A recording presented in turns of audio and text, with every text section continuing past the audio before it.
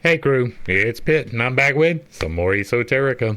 Today we're going to be diving back into the work of Mr. Rudolf Steiner. This is Christianity as Mystical Fact. We are on Chapter 10, Jesus and His Historical Background. We are reading aloud and discussing as we go along the various points that are brought to light by the text. It's not the format for everyone, but some people seem to find enjoyment in it, so you are more than welcome to tag along as we continue our exploration.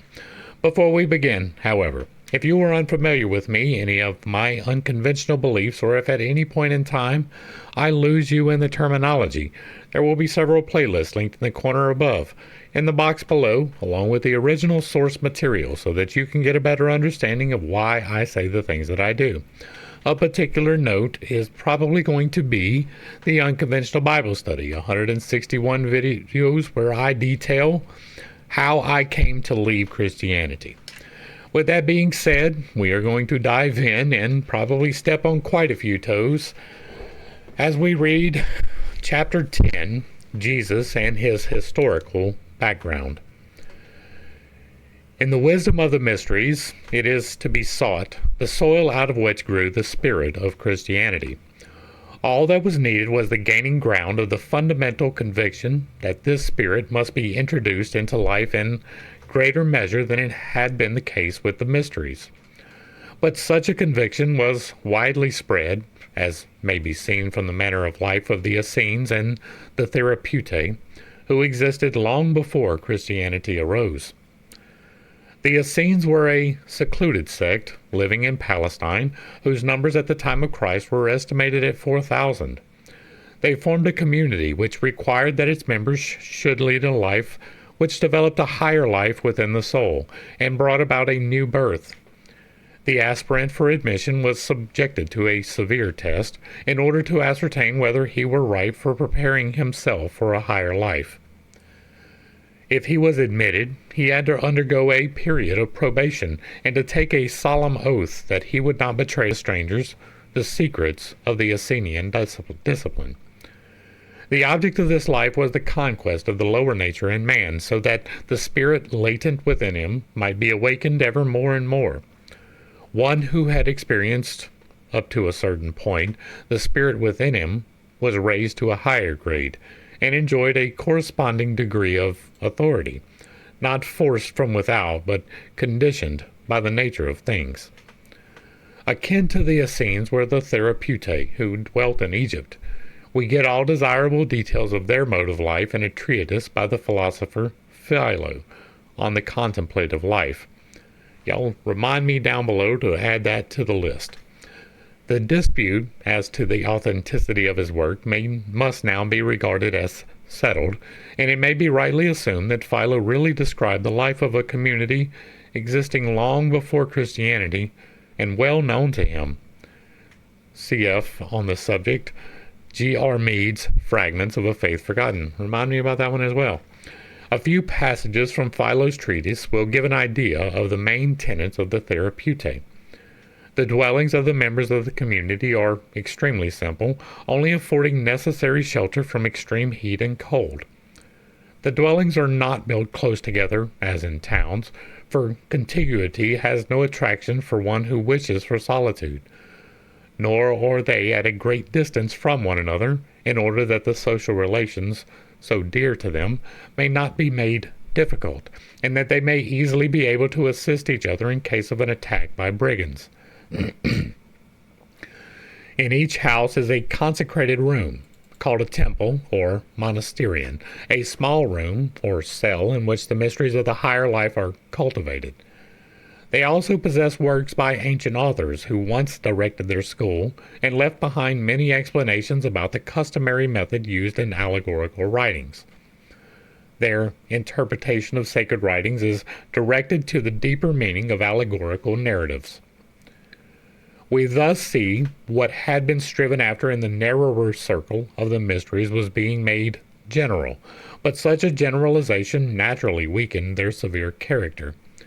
The Essene and therapeutic communities form a natural transition from the mysteries to Christianity, but Christianity wished to extend to humanity in general what the Essenes and Therapeutae was an affair of a sect. This, of course, prepared the way for a still further weakening of the old severe forms. The existence of such sects makes it possible to understand how far the time was ripe for the comprehension of the mystery of Christ. In the mysteries, a man was artificially prepared for the dawning upon his consciousness at the appropriate time of the spiritual world. Within the Essene or therapeutic community, the soul sought, by a certain mode of life, to become ripe for the awakening of the higher man. A further step forward is that man struggles through to a feeling that human individuality may have evolved to higher and higher stages of perfection in repeated earth lives. One who had arrived at a glimpse of this truth would also be able to feel that in Jesus a being of lofty spirituality had appeared. The loftier the spirituality, the greater the possibility of accomplishing something of importance. Thus, the individuality of Jesus could become capable of accomplishing the deed which the evangelists so mysteriously indicate in the baptism by John, and which, by the way in which they speak of it, they so clearly point out as of the utmost importance. The personality of Jesus became able to receive into its own soul Christ, the Logos, who was made flesh in the soul. Thenceforward, the ego of Jesus of Nazareth was the Christ, and the outer personality was the vehicle of the Logos. The event of the ego of Jesus becoming the Christ is enacted in the baptism by St. John. During the period of the mysteries, union with the Spirit was only for those who were initiated. Amongst the Essenes, a whole community cultivated a life by means of which all its members were able to arrive at the mystical union. In the coming of Christ, something, an example the deeds of Christ, was placed before the whole of humanity, so that all might share in the mystical union. And we're going to go ahead and dive straight into chapter 11 because that was only 7 minutes. The nature of Christianity, chapter 7. The deepest effect must have been produced upon believers in Christianity by the fact that the divine, the Word, the eternal Logos, no longer came to them in the dim twilight of the mysteries as spirit only, but that when they spoke of the Logos, they were made to think of the historical human personality of Jesus. Formerly, the Logos had been seen in different degrees of human perfection. And again, I'm going to point out very briefly, because we have hit it several times in this study, but Logos is the creative element of the Holy Spirit. It is the word spoken, the I am statement that made all things into being. It was not a person. The delicate, subtle differences in the spiritual life of personalities could be observed, and the manner and degree in which the Logos became living within those seeking initiation. A higher degree of maturity was to be interpreted as a higher stage of evolution of spiritual life. The preparatory steps had to be sought in a spiritual life already passed through, and the present life was to be regarded as the preparatory stage for future degrees of spiritual evolution. The conservation of the spiritual power of the soul and the eternity of that force might be stated in the words of the Jewish occult teaching in the book of the Zohar. Nothing in the world is lost, nothing falls into the void, not even the words and voice of a man. Everything has its place and purpose. Personality was but a metamorphosis of the soul, which develops from one personality to another. The single life of the personality was only considered as a link in the chain of development stretching backwards and forwards. This Logos, metamorphosing itself in the many separate human personalities, has, through Christianity, been directed away from these to the one unique personality of Jesus. What had previously been distributed throughout the world was now united in a single personality, provided that you accept that he died for you. Jesus became the unique God-man, unique only in that one particular religion. God-man was not a unique concept to various other religions. In Jesus, something was present once which must appear to man as the greatest of ideals, and with which, in the course of man's repeated earthly lives, he ought to be more and more united. Jesus took upon himself the divinization of the whole of humanity. In him was sought what formerly could only be sought in man's own particular soul. It didn't change anything. One did not any more behold the divine and eternal within the personality of a man. All that was now beheld in Jesus. It is not the eternal part of the soul that conquers death and it is raised through its own powers as divine, but it is that which was in Jesus, the one God that will appear and raise the souls. It follows from this that an entirely new meaning was given to personality. Yes, it was. It was a complete changing of everything that was ever written ever in history. The eternal, immortal part had been taken from it. Only the personality, as such, was left. If immortality be not denied, it has to be admitted as pertaining to the personality itself. Out of the belief in the soul's eternal metamorphosis came the belief in personal immortality. The personality acquired infinite importance, because it was the only thing which was left to man. Henceforth, there is nothing between the personality and the infinite God. A direct relation with him must be established. No, an intermediary relationship must be established. You must go to the intermediary, which is personified in Jesus Christ, before you can find God. I don't believe that, but that is what the Christians believe. Now, they rationalize that by saying that Jesus was God, another thing that I do not believe. Man was no longer capable of himself becoming divine in a greater or less degree. He was simply man, standing in direct but outward relation to God. This brought quite a new note into the conception of the world for those who knew the point of view held in the ancient mysteries. There were many people in this position during the first centuries of Christianity, and then they chopped their heads off. They knew the nature of the mysteries. If they wished to become Christians, they were obliged to come to an understanding with the older conceptions. This brought them most difficult conflicts within their souls. They sought in most various ways to effect a settlement between the two tendencies in the conception of the world. This conflict is reflected in the writings of early Christian times, in those of heathens attracted by the sublimity of Christianity, as well as in the writings of those Christians who found it hard to give up these conceptions of the mysteries. Once you know that something is true, it's really hard to put it down. Slowly did Christianity grow out of these mysteries. On the one hand, Christian convictions were presented in the form of the mystery truths, and on the other, the mystery wisdom was clothed in Christian words. Clement of Alexandria, a Christian writer whose education had been pagan, is an instance of this.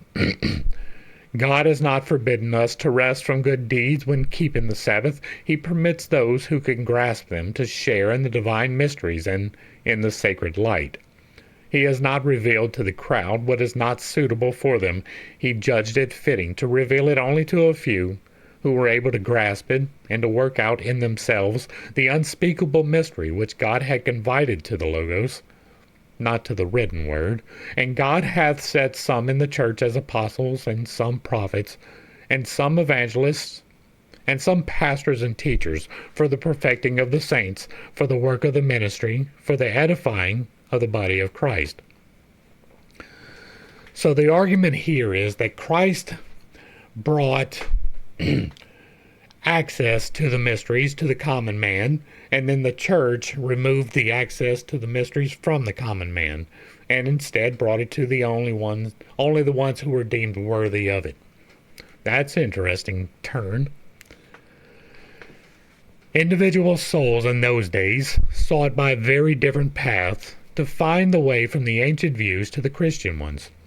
And the one who thought he was on the right path called others heretics, and that continues still today. And as the one who thought he was on the right path called others heretics. In the meanwhile, the church grew stronger and stronger as an outward institution. The more power it gained, the more it did the path. The more power it gained, more did the path, recognized as the right one by the decisions of councils. take the place of personal investigation. It was for the church to decide who deviated too far from the divine truth which she guarded. The idea of a heretic took firmer and firmer shape.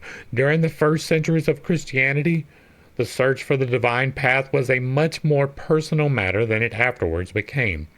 I believe that. A long distance had been traveled before Augustine's conviction became possible. I should not believe in the truth of the Gospels unless the authority of the Catholic Church forced me to do so. And that is how it was for a lot of people. They would not believe in the truth of the Gospels until the sword forced them to do so. The Catholic Church was really good at putting people to the sword. The conflict between the method of the mysteries and that of the Christian religion acquired a special stamp through the various Gnostic sects and writers. We may class, as Gnostics, all the writers of the first Christian centuries who sought for a deep spiritual meaning in Christian teachings. A brilliant account of the development of the Gnosis is given in G.R. S. Mead's book mentioned above, Fragments of a Faith Forgotten. Again, remind me. We understand the Gnostics when we look upon them as saturated with the ancient wisdom of the mysteries and striving to understand Christianity from that point of view. For them, Christ was the Logos, and as such, of a spiritual nature. In his primal essence, he cannot approach man from without. He must be awakened in the soul. But the historical Jesus must bear some relation to the spiritual Logos. This was the crucial point for the Gnostics. Some settled it in one way and some in another. The essential point common to them all was that to arrive at a true understanding of the Christ idea, mere historical tradition was not enough, but that it must be sought either in the wisdom of the mysteries or in the Neoplatonic philosophy which was derived from the same source. The Gnostics had confidence in human wisdom and believed it capable of bringing forth a Christ by whom the historical Christ could be measured. In fact, through whom alone the latter could be understood and beheld in the right light. Of special interest from this point of view is the doctrine given in the books of the Dionysius, the Areopagiite. It is true that there is no mention of these writings till the 6th century. It matters little when and where they were written. The point is that they give an account of Christianity which is clothed in the language of the Neoplatonic philosophy and presented in the form of a spiritual contemplation of the higher world. At all events, this is a form of delineation which belongs to the first Christian centuries. In older times, the truth was handed on in the form of oral tradition. The most important things were not entrusted to writing. The Christianity described in the writings of Dionysius is set forth in the mirror of the Neoplatonic conception of the world. Sense perception troubles man's spiritual vision. He must reach out beyond the senses. But all human ideas are primarily derived from observation by the senses. What man perceives with his senses, he calls existence. What he does not so perceive, he calls non-existence. Therefore, if he wishes to open up an actual view of the divine, he must rise above existence and non-existence. For these also, as he conceives them, have their origin in the sphere of the senses. In this sense, God is neither existent nor non-existent. He is super-existent. Consequently, he cannot be attained by means of ordinary cognition, which has to do with existing things. We have to be raised above ourselves, above our sense observation, above our reasoning logic, if we are to find the way to spiritual vision. Thence we are able to get a glimpse into the perspectives of the divine. But this super-existent divinity has brought forth the Logos, the basis of the universe, filled with wisdom. To him, man's lower powers are able to attain. He is present in the cosmos as the spiritual Son of God. He is the mediator between God and man. That is my entire problem. Right? You don't need a mediator between you and God. You can go directly to God. He may be present in man in various degrees. It may, for instance, be realized in an external institution, in which those diversely imbued with a spirit are grouped into a hierarchy. A church of this kind is the outer reality of the Logos, and the power which lives in it lived in a personal way in the Christ become flesh, in Jesus. Thus the church is through Jesus united to God. Jesus is its meaning and its crowning point, instead of God. One thing was clear to all gnosis, that one must come to an understanding about the personality of Jesus. Christ and Jesus must be brought into connection with one another. Divinity was taken away from human personality and must, in one way or another, be recovered. It must be possible to find it again in Jesus. The mystic had to do with the degree of divinity within himself and with his earthly personality. The Christian had to do with the latter and also with a perfect God, far above all that is attainable by humanity. If we hold firmly to this point of view, a fundamental mystic attitude of the soul is only possible when the soul's spiritual eyes are opened. When, through finding higher spiritual possibilities within itself, the soul throws itself open to the light which issues from Christ and Jesus. The union of the soul with its highest powers is at the same time union with the historical Christ. For mysticism is an immediate consciousness and feeling of the divine within the soul, but a God far transcending everything human can never dwell in the soul in the real sense of the word. The gnosis, and all subsequent Christian mysticism represent the effort, in some way or another, to lay hold of that God and to apprehend him directly in the soul. A conflict in this case was inevitable. It was really only possible for a man to find his own divine part. But this is both human and divine, the divine at a certain stage of development.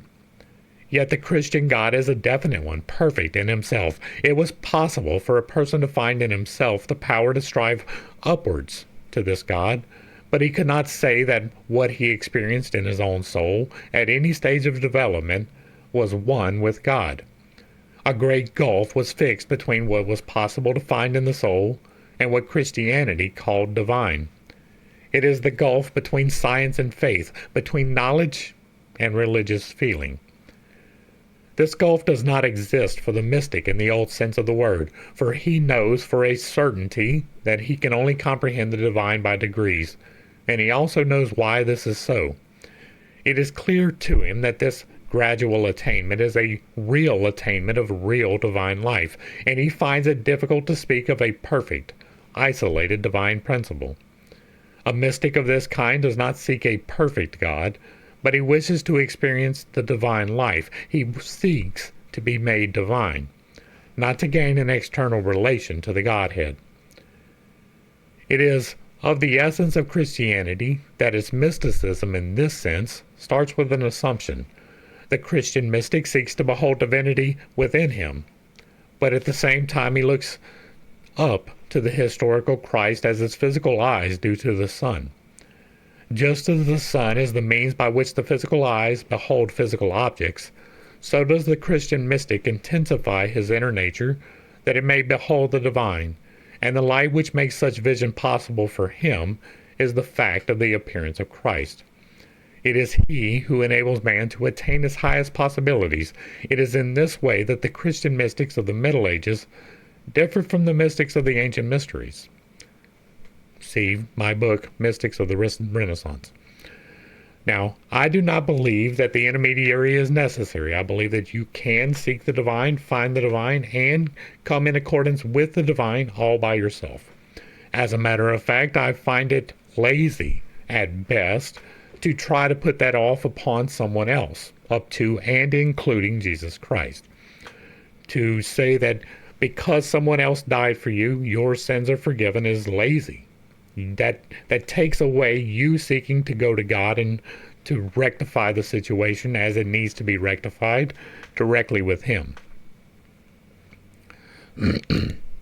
And since we are only 24 minutes in, we will go ahead and check out chapter 12.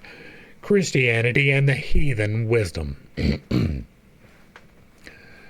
At the time of the first beginnings of Christianity, there appear in heathen civilization conceptions of the universe which seem to be a continuation of the Platonic philosophy, and which may also be taken as a deepening and spiritualization of the wisdom of the mysteries. The beginning of such conceptions is to be dated from Philo of Alexandria, BC 25 to AD 50. He was only, okay, then never mind, that's 75 years. I was like, he's only 25, but no. From his point of view, the processes which lead to the divine take place in the innermost part of the human soul. We might say that the temple, in which Philo seeks initiation, is wholly within him, and his higher experiences are the mysteries. That is exactly what I say. That the temple is your body, right? It is what you, the soul, are given to navigate in 5D space. And so I say that fully with my whole chest, right? The initiation you seek is within you. It is not an external one. You do not need a group. The higher experiences are the mysteries. The things that you can do are the mysteries. And that is specifically what Christianity is removing from you by removing from you the direct access to the divine. These miracles are only possible through the intervention of Christ instead of being originated within the divine within you. Not that you are divine, not that you are a God, but you do have access to the divine as a tiny little representative of the divine. You can do things. In his case, processes of a purely spiritual nature replace the initiatory ceremonies of the sanctuary. According to Philo, sense observation and knowledge gained through the logical intellect do not lead to the divine. They have merely to do with what is perishable. But there is a way by which the soul may rise above these methods. It must come out of what it calls its ordinary self. From this, it must withdraw. Then it enters a state of spiritual exaltation and illumination, in which it no longer knows, thinks, and judges in the ordinary sense of the words. For it has become merged, identified with the divine, which is experienced in its essence, and cannot be imparted in thought concepts or abstract ideas. There's a lot here, right? It must come out of what it calls its ordinary self. From this it must withdraw. That is meditation. That is the meditative process. You coming out of your ordinary self and withdrawing into yourself is the meditative process. And then it enters a state of spiritual exaltation and illumination. That is part of the meditative process. You see the light unfold. We covered that in a different study. You get to redirect the light. We covered that in that same study. That leads to the exaltation and illumination. That is the next step in that particular process. So that is what is being described here, in which it no longer knows, thinks, and judges in the ordinary sense of the words. That is part of the illumination process. You get a new set of things by which to judge things by. That is absolutely true. For it has become merged, identified with the divine. That is true, which is experienced in its essence and cannot be imparted through thought concepts or abstract ideas. And yet I am still here trying to do so as diligently as I possibly can.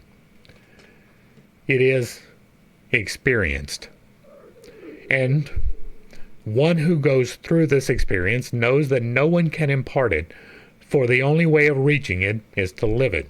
I tell you all of the time that the things that I tell you are of an experiential lean, right? I have experienced these things and I am relaying them to you, but I cannot give them to you. I can relay to you that they have happened, and you can take the method by which I have done it and experiment for yourself to find it. But until you find it, you will not know that I am telling the truth. Once you find it, you will understand that I am indeed telling you the truth. The visible world is an image of this mystic reality which is experienced in the inmost recesses of the soul. The world has come forth from the invisible, inconceivable God. The harmony of the cosmos, which is steeped in wisdom and to which sense phenomena are subject, is a direct reflection of the Godhead, its spiritual image. It is divine spirit poured out into the world, cosmic reason, the Logos, the offspring or Son of God. The Logos is the mediator between the world of sense and the unimaginable God.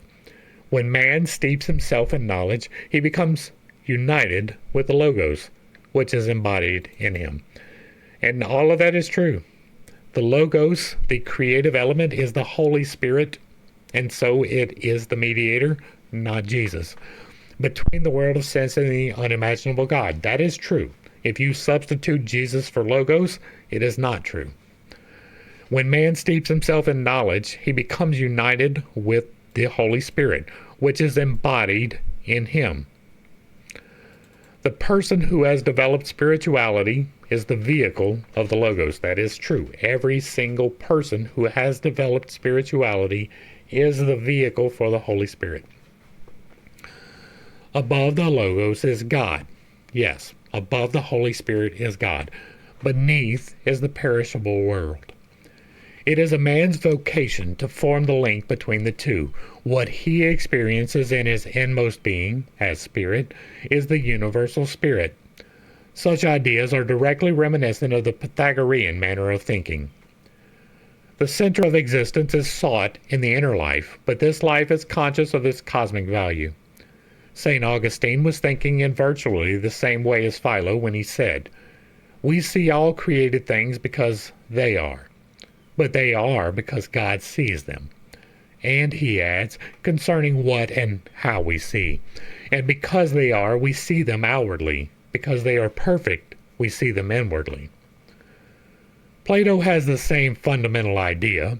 Like Plato, Philo sees the destiny of the human soul, the closing act of the great cosmic drama, the awakening of the divinity that is under a spell. He thus describes the interactions of the soul. The wisdom in man's inner being walks along, tracing the paths of the Father and shapes the forms while beholding the archetypes. It is no personal matter for man to create forms in his inner being. They are the eternal wisdom. They are the cosmic life. This is in harmony with the interpretation of the myths of the people in the light of the mysteries. The mystic searches for the deeper truth in the myths.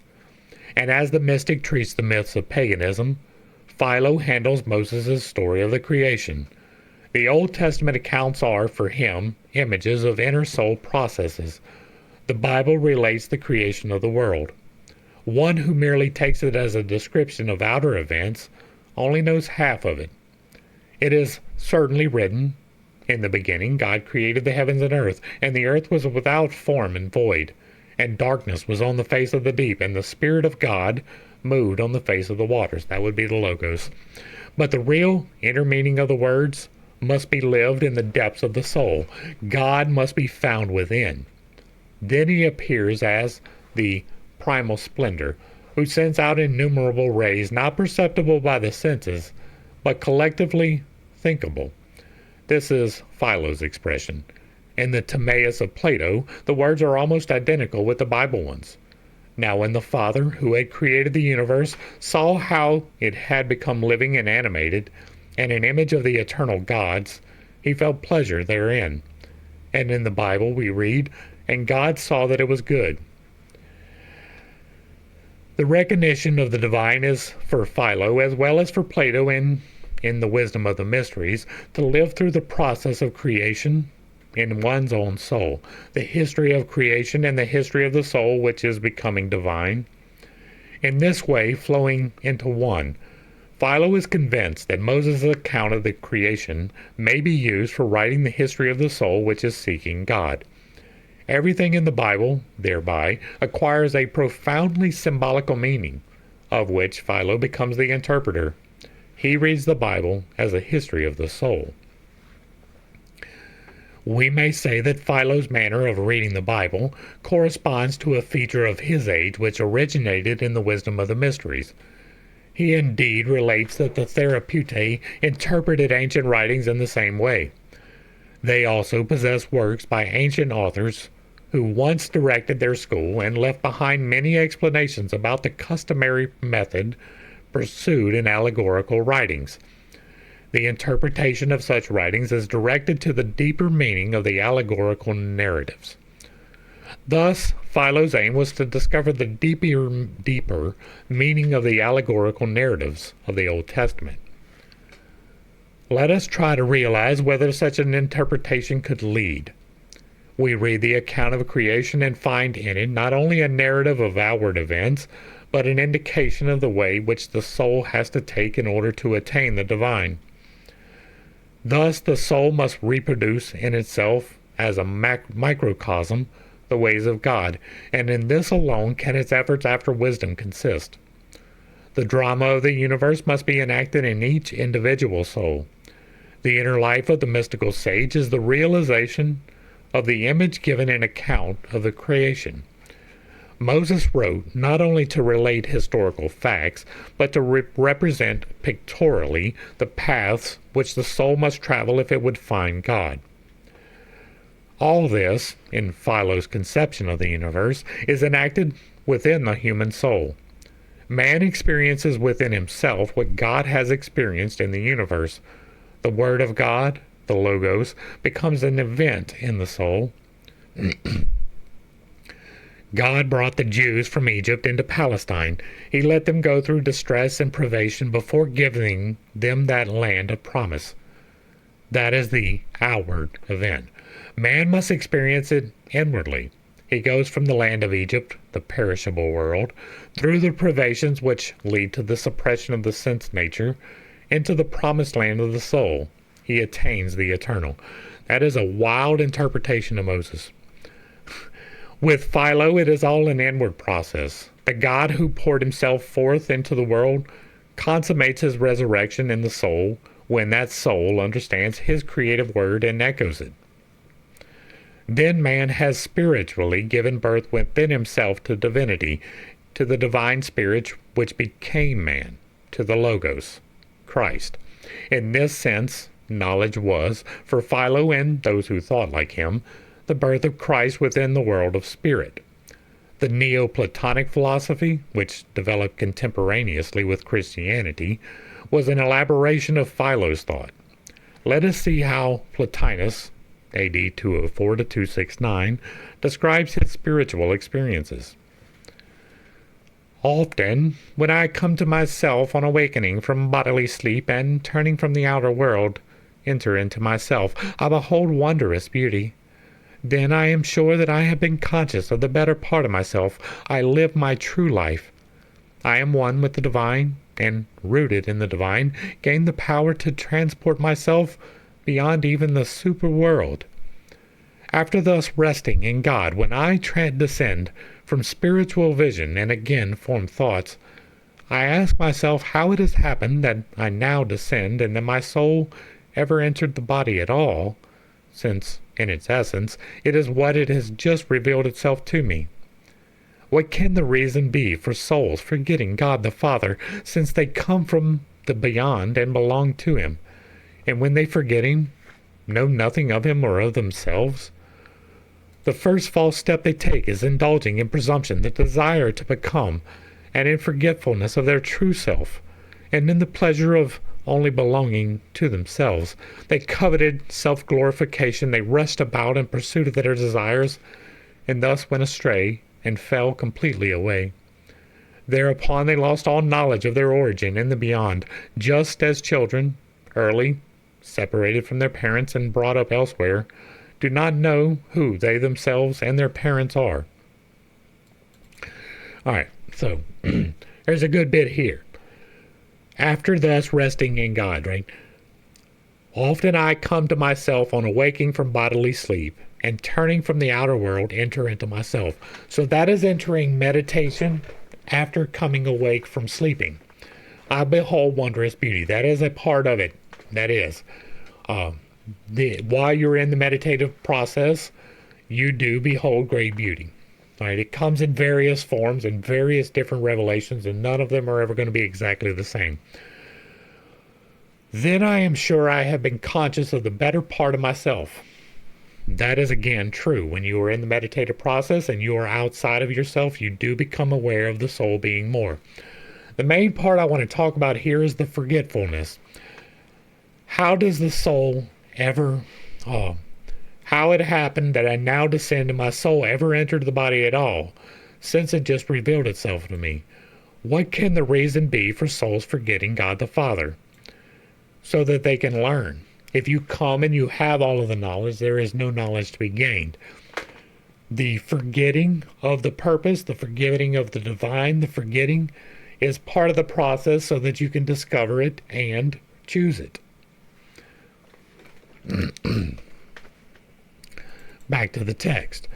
Plotinus delineates the kind of life which the soul should strive to develop.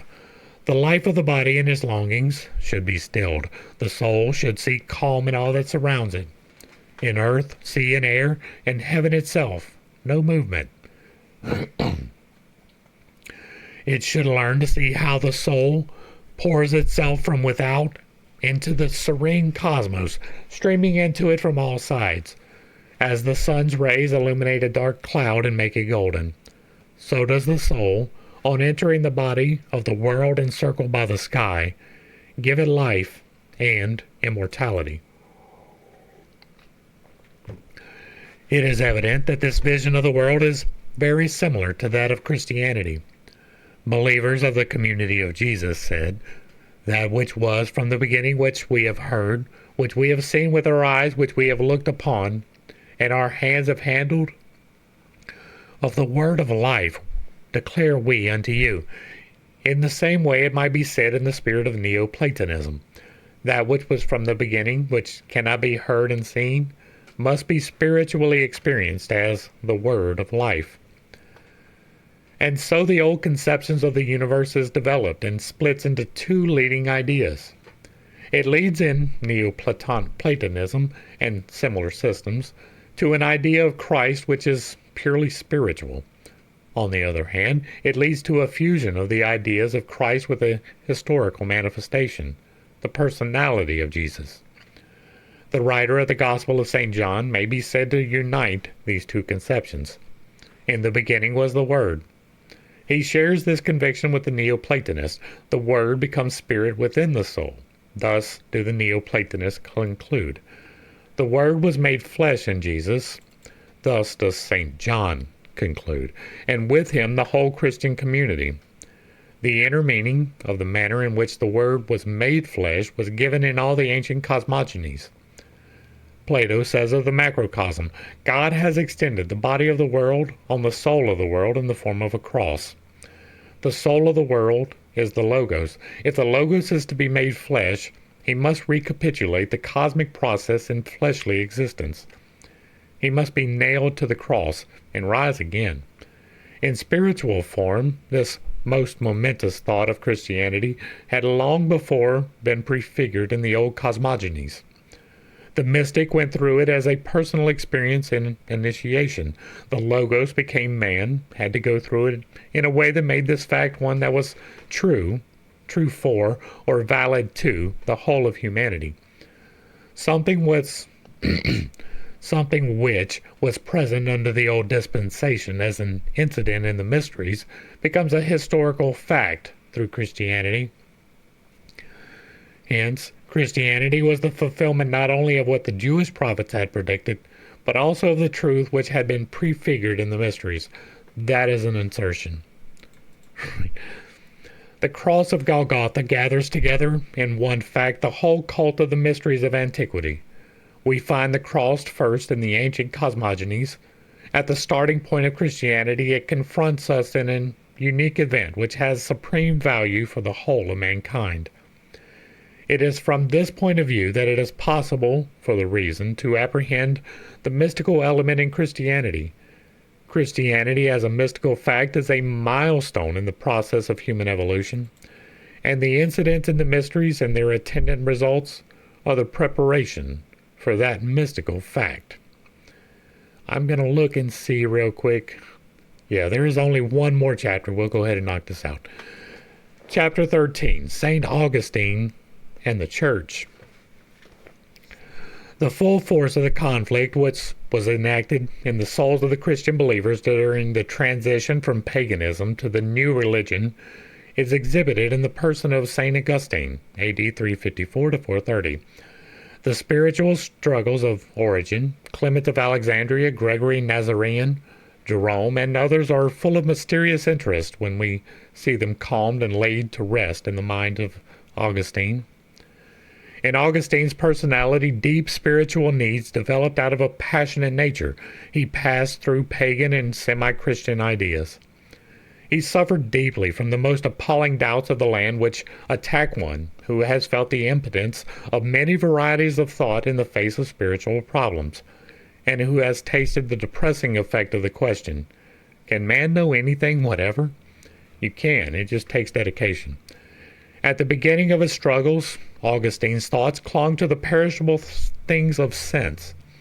He could only picture the spiritual to himself in material images.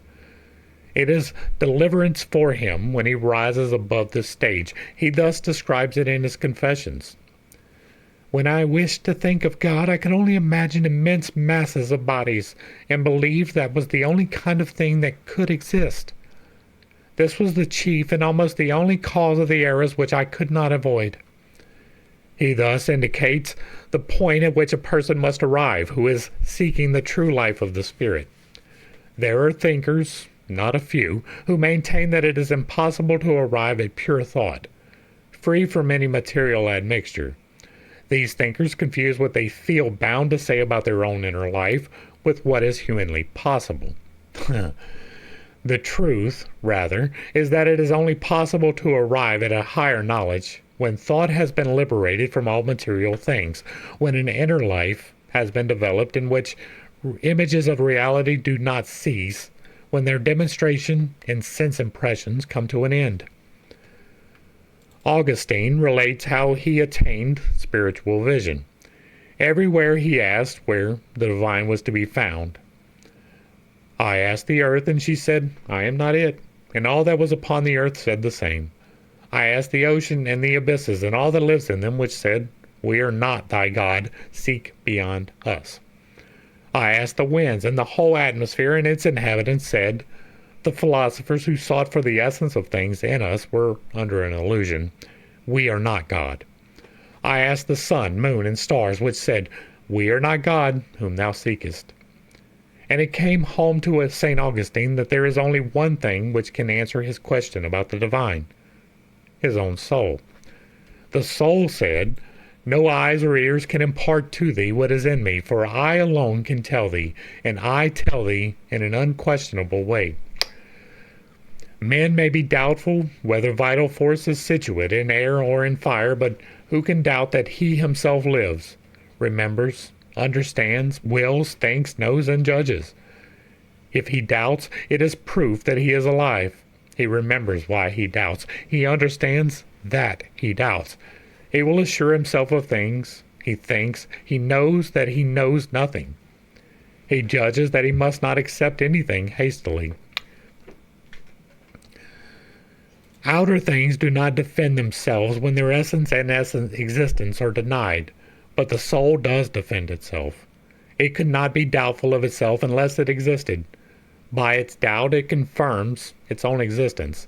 We are, and we recognize our being, and we love our own being and knowledge.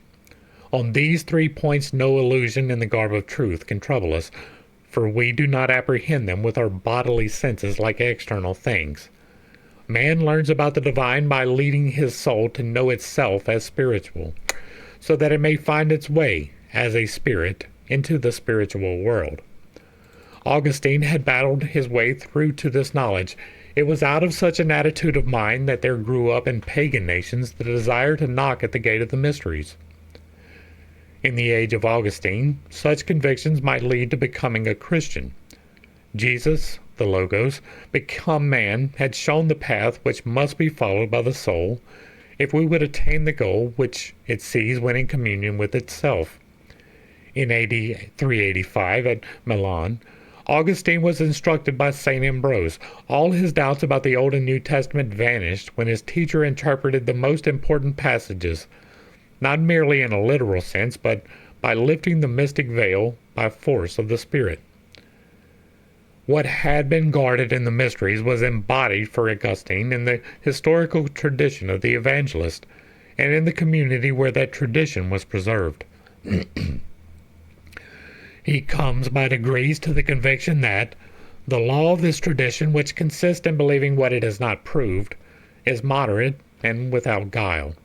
He arrives at the idea: who could be so blind as to say that the Church of the Apostles deserves to have no faith placed in it, when it is so loyal and so supported by the conformity of so many brethren? I do. When these have handed down their writings to posterity so conscientiously, and when the Church has so strictly maintained the succession of teachers down to our present bishops, I do. I say that. Just because a lot of people have believed it does not mean it's the truth. If so, then many of the other religions would be truth, not just yours. Augustine's mode of thought told him that with the coming of Christ, other conditions had set in for souls seeking after the Spirit than those which had previously existed. For him, it was firmly established that in Christ Jesus had been revealed in outer historical fact that which the mystic had sought in the mysteries through preparation. One of his most significant utterances is the following: what is now called the Christian religion already existed amongst the ancients and was not lacking at the very beginnings of the human race. When Christ appeared in the flesh, the true religion already in existence received the name of Christian. That is some self-insertion. So it existed prior to Christ, but now it's part of Christ. That is just so presumptuous. There were two ways possible for such a method of thought. One way is that if the human soul develops within it the forces which lead to the knowledge of its true self, it will, if it only goes far enough, come also to the knowledge of the Christ and of everything connected with him. This would have been a mystery wisdom enriched through the Christ event. The other way is taken by Augustine, and is that by which he became the great model for his successors. It consists of cutting off the development of the forces of the soul at a certain point, and in borrowing the ideas connected with the coming of Christ from written accounts and oral traditions. Augustine rejected the first way as springing from pride of the soul. He thought the second was the way of true humility. Thus, he says to those who wish to follow the first way, you may find peace in the truth, but for that humility is needed, which does not suit your proud neck. On the other hand, he was filled with boundless inward happiness by the fact that since the coming of Christ in the flesh, it was possible to say that every soul can come to a spiritual experience which goes as far as it can in seeking within itself, and then, in order to attain to the highest, has confidence in what the written and oral traditions of the Christian Church tell us about the Christ and his revelation. He says on this point, what bliss, what abiding enjoyment of supreme and true good is offered us, what serenity, what a breath of eternity. How shall I describe it? It has been expressed, as far as it could be, by those great, incomparable souls who we admit have beheld and still behold.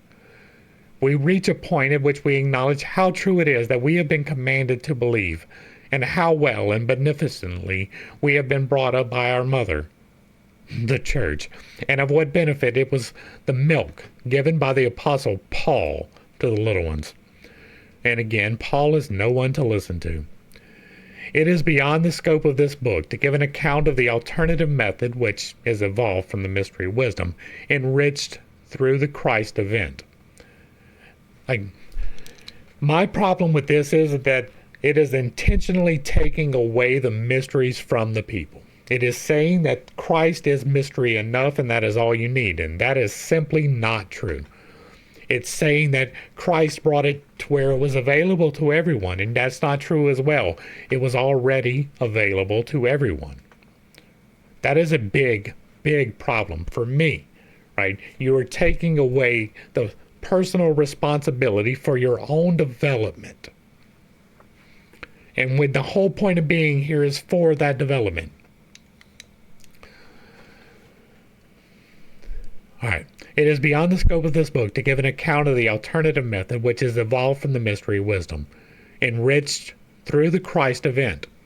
The description of this method will be found in an outline of occult science. Whereas, in the pre-Christian times, one who wished to seek the spiritual basis of existence was necessarily directed to the way of the mysteries. Augustine was able to say, even to those souls who could find no such path within themselves, go as far as you can on the path of knowledge with your human powers. Thence, trust, faith, will carry you up into the higher spiritual regions. It was only going one step further to say it is natural to the human soul only to be able to arrive at a certain stage of knowledge through its own powers. Thence it can only advance further through trust, through faith in written and oral tradition. This step was taken by the spiritual movement which assigned to knowledge a certain sphere above which the soul cannot rise by its own efforts. But everything which lay beyond this domain was made an object of faith which has to be supported by written and oral traditions and by confidence in its representatives. Thomas Aquinas, the greatest teacher within the Church, 1224 to 1274, has set forth this doctrine in his writings in a variety of ways. His main point is that human knowledge can only attain to that which led Augustine to self-knowledge, to the certainty of the divine. The nature of the divine and its relation to the world is given by revealed theology, which is not accessible to man's own researches and is, as the substance of faith, superior to all knowledge. Now this is taking from the divine the ability to reveal to you theology.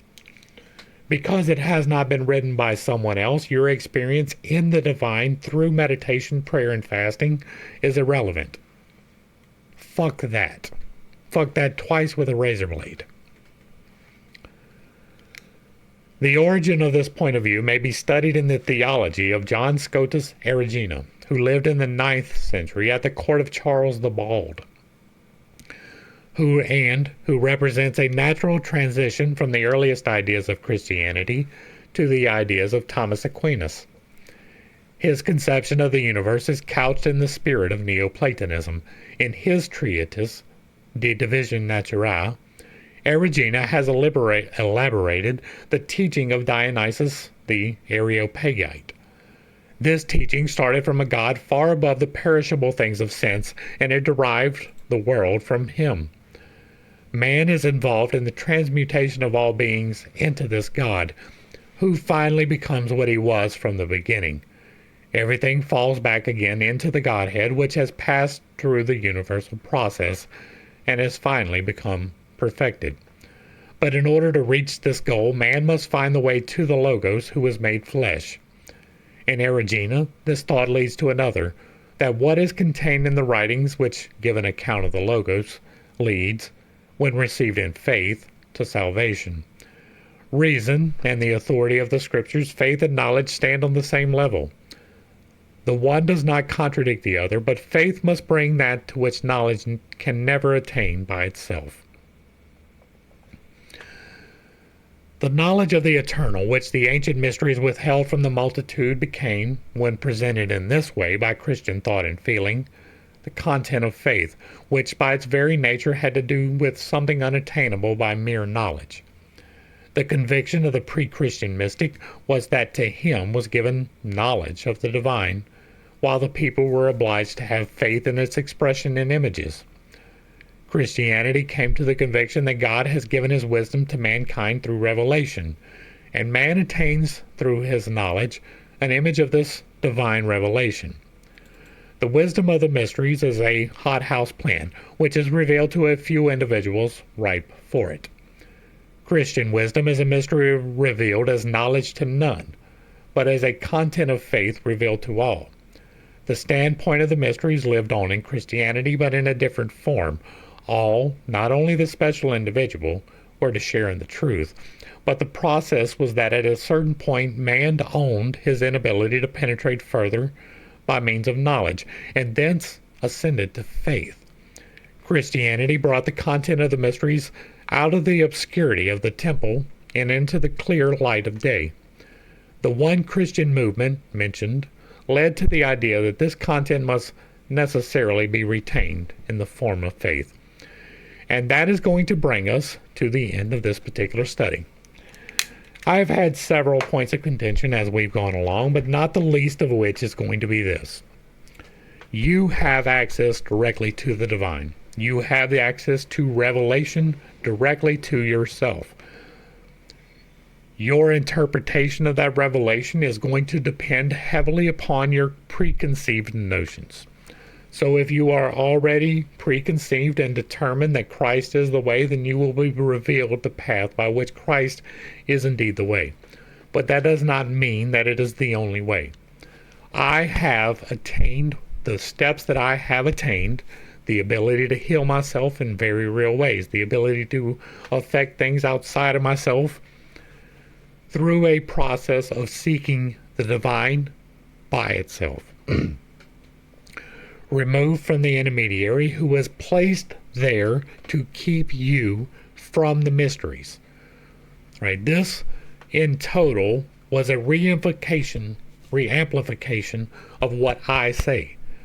This particular religion, this particular control system, was placed there to keep you from knowing the mysteries. It has taken from you the things which were meant for you and place them upon someone else. Now, you can look at that in two ways, right? The one way is, well, most people do not have the dedication and therefore they will not find the path. That's one way. And the other way is, if people are seeking the path, we must confuse them. That is the other way of looking at it. And I can guarantee you that the Catholic Church was not about disseminating to the masses the mysteries. They were not about making you understand that you can affect your life in very real ways. They were about you giving it away to theology. I don't particularly care for theology, right? I believe in God. I am a deist at best. I believe that God is the entirety of all things with zero exclusions. There are no chosen people. There can be a chosen person. There was no divine incarnation outside of the fact that we are all individually divinely incarnated. We are here expressly at the will of the divine God.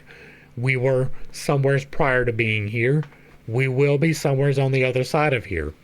We are here to learn, to seek the knowledge, to try to emulate to the best of our abilities the things which God desires for our lives. Growth, love, peace, prosperity. All of these things are meant for you. You are meant to toil. You are meant to strive. You are meant to achieve. You are meant to take control of your own destiny, to seek God first and foremost, but you also have the choice not to. You can make that choice too. There is no need for an intermediary in any part of the process. There is no lake of eternal burning fire. Find it in the Old Testament. It's not there. You can find it in the New Testament because they took these mysteries and assimilated them. They took everybody else's beliefs and threw them into their own beliefs and created a new belief. I don't have that belief. My belief is that you can turn to God directly, that you can get forgiveness for your missteps or sins, however you wish to call it, that you can atone directly for those missteps, that you can walk a new path, that you can achieve better knowledge, that you can receive revelations. I believe that wholeheartedly because I have. The things I talk about with the chakras, that wasn't because I read it. It's because I was given it. It was how I was told to do the thing which I have done. I have affected change in my life. I can talk. I can sing. I can dance. I can do other things that we can't even talk about yet. I'm restricted for monetary reasons from telling you certain parts. It is what it is. I got bills to pay. Sooner or later, that part is going to change, and it's going to be sooner rather than later. There is something coming that is going to allow me to give you the full scope of how I have changed my life, and I am so ready for that. It is so much, it's going to be such a revelation that you're not even going to believe it. If you are familiar with me at all, you're going to be like, wow, really? It's really that scopeful. Hopefully I brought a little bit of enlightenment and not too much confusion to a series of somewhat difficult topics. I understand that I hold some unconventional beliefs and that I have a tendency to step on toes when I relay those. It is not intentional, but I do not apologize for it. I am here to reveal to you that you can go directly to God, that you can work magic, like literal. Like, I don't know about casting balls of fire. I've never done that, but I have healed myself. I have affected the weather. That is real, whether anyone believes it or not. I don't care. I'm here to tell, not convince. If you're offended by this, it's because you are holding on too closely to some of these things. It offends you when your truth gets proven to not be. Go back through the Bible study where we talk about it in more extensive detail. If you like what I'm doing over here, let me know down below. Give me a like, share, and a sub. Throw me a comment. Let me know if you agree or disagree. If it remains respectful, it gets to remain up. If there is another work you would like to see me discuss in the manner that we are doing here, drop it in the comments below as well. And if you really like what I'm doing, hit me with that super thanks, because the bills do not pay themselves. To the crew, thanks for hanging out. I appreciate every single minute that you are here with me, and I am praying for you every single day. Until next time, I love you. God loves you. You are perfect, whole, and complete just the way that you are. And this has been Pit State. Peace.